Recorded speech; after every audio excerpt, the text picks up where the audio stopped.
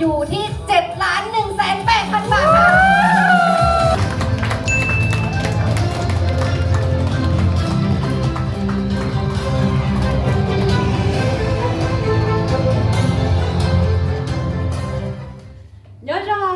就切我弄了刀盾鸡起来多才能有，到了在路买了有我叫出不了นะเจถอไปใช่ไหมว่าเจ้าเราไปตูพิเศษเอ็นยาตูซีโอแล้วยังเดียวว่าเจ้าเราขอตายว่าเจ้าเราขอพินหมายว่าเจ้าเราท่านอีซีชื่อเซ็งชับเราว่าเจ้ากูตัวแม่ป้าอะไรยังเดียวแบล็คไดมอนด์คนแรกน่ะไปรู้ตัวช้าน้องนายหยอกว่าเจ้าเราอยากคุยกับกูเพราะที่กูเที่ยวนายหยอก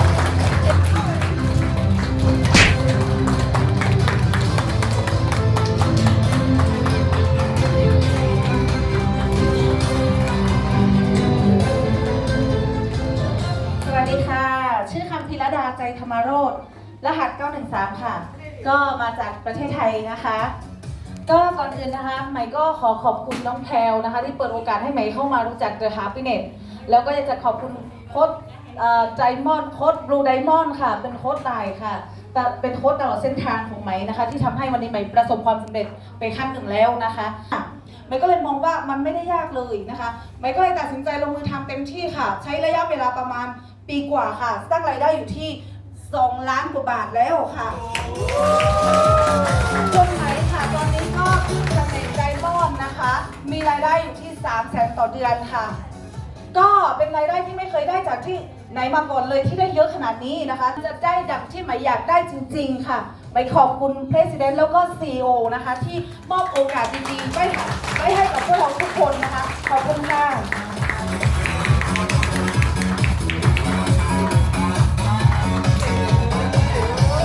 ยอดน้องแม่ทีมของเราสุดยอดเลยน้องเรามือนี้ทุกคนอยากรู้บ้างคนต่อไปเป็นใครคนต่อไปคือคนที่สุดยอดนะเพิ่นอายุแค่เท่าไหร่ปีเองเพิ่นสามารถสร้างรายได้ที่เนี่ยฮะประเด็นนะถึง300,000 บาทต่อ1 เดือนเป็นตำแหน่งไดมอนด์ขอให้ทุกคนตบมือดังๆเพื่อครับพี่กิ่งของเรา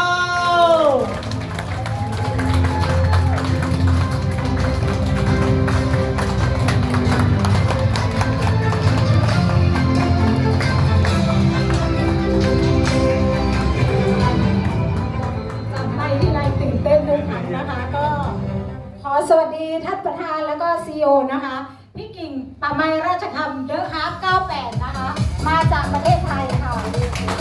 แล้วก็ก่อนอื่นต้องขอขอบคุณผู้เปิดโอกาสให้นะคะก็คือน้องแจ่มใสสุขสมขอเสียงปรบมือให้กับน้องด้วยค่ะขึ้นตำแหน่งไดมอนด์นะคะตอนนี้แล้วก็อีกอย่างนี้ที่เกินฝันจริงๆก็คือตอนนี้สามารถมีรถมิวเอ็กใหม่ป้ายแดงนะคะก็หลักล้านขึ้นไปนะคะเชื่อว่าถ้าใครทำอย่างพี่กิ่งได้คุณจะได้อย่างที่พี่กิ่งแน่นอนเพราะพี่กิ่งเป็นคนที่ทำอะไรทำแบบจริงจังนะคะวันนี้ได้สิ่งที่เกินฝันนะคะเชื่อว่าวันนี้พี่กิ่งทำได้ทุกคนก็ทำได้แน่นอนค่ะขอบคุณค่ะ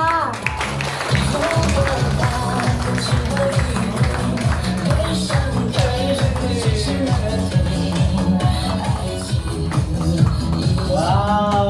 สุดยอดเนาะเขาเสื้อ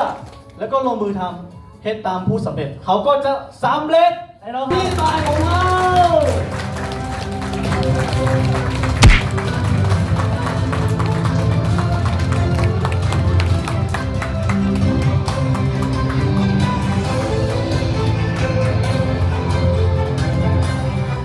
สวัสดีค่ะนะคะสวัสดีพี่มหาเศรษฐีทุกท่านนะคะรู้สึกว่ามาที่สปป.ลาวเหมือนดาราเลยเนาะใช่ไม่ใช่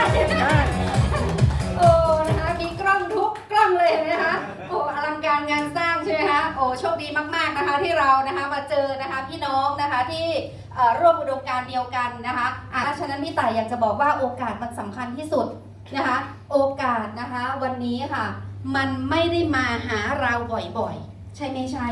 เหมือนพี่ต่ายในวันนั้นค่ะที่เปิดรับโอกาสให้กับตัวเองก่อนนะคะ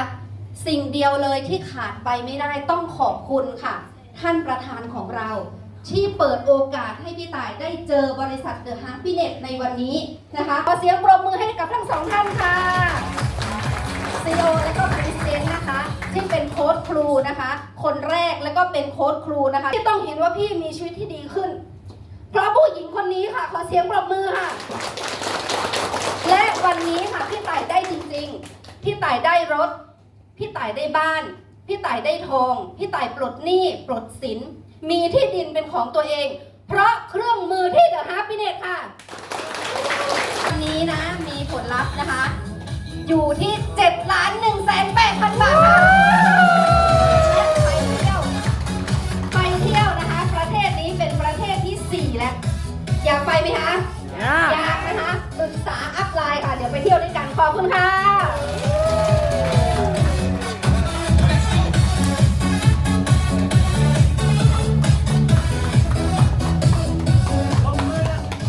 และต่อไปไอ้น้องเอาคนนี้ขาดตัวใด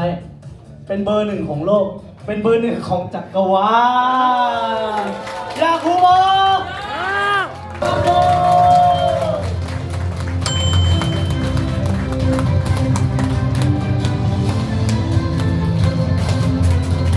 เป็นเล็กในรุ่นคนเล็กของบริษัท The Happiness Corporation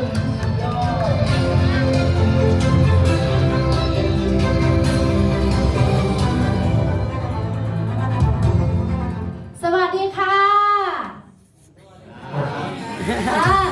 สวัสดี President แล้วก็ CEO เนาะ แล้วก็สวัสดีDiamond แล้วก็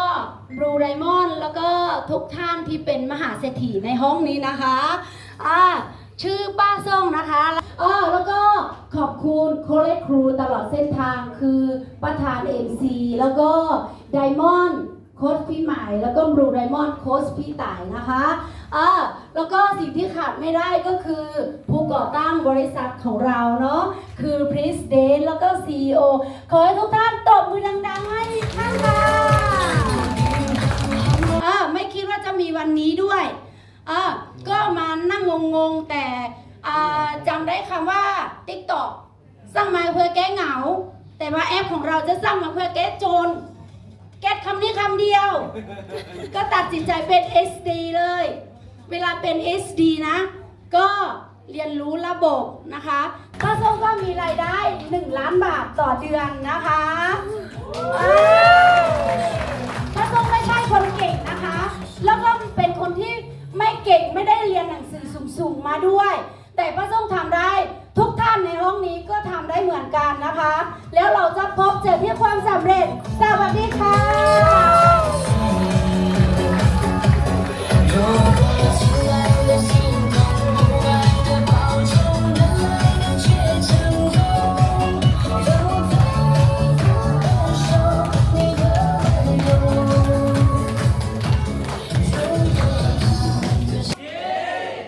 เพิ่นสำเร็จเขาก็ต้องสำเร็จเป็นบ่